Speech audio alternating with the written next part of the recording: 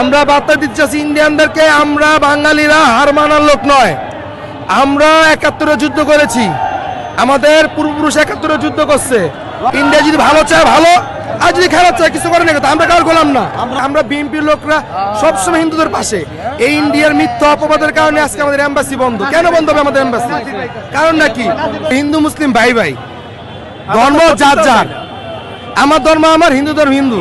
আমরা হিন্দুদেরকে ভালোবাসি, তাদের সমস্ত কাজে আমরা থাকি। এবার দুর্গা পূজা, কালী পূজা আমরা হিন্দু মণ্ডপে অনেক শ্রম দিচ্ছি। বাংলাদেশের মানুষ একত্রিত হয়ে বাংলাদেশের যে ইন্ডিয়ান দূতাবাস আছে সেই দূতাবাস ঘেরাও করার জন্য আজকে আমাদের এই কর্মসূচি।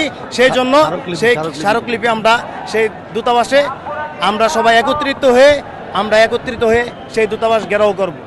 আসল কথা হচ্ছে এটা ইন্ডিয়ার কোনো বিষয় না, সেটা হচ্ছে গিয়া আপনারা জানেন স্বৈরাচারী হাসিনা শেখ মোদিকে এমন ভাবে প্রয়াস করেছেন, কারণ মোদিকে সে জিম্মি করেছেন। এখন মোদি তাকে ছাড়া কিছুই বোঝে না। কারণ আপনারা বিগত 17 বছর দেখেছেন মোদির বুদ্ধিতে, হাসিনার বুদ্ধিতে সে শুধু বাংলাদেশকে ধ্বংস করে নাই, ইন্ডিয়াকেও ধ্বংস করেছেন। মোদি সেই জন্য চাচ্ছেন আমাদের দেশটাকে ধ্বংস করার জন্য। এই ধ্বংস করার যে পায়তারা চালাচ্ছেন সেই পায়তারাকে আমরা সার্থক হতে দিব না।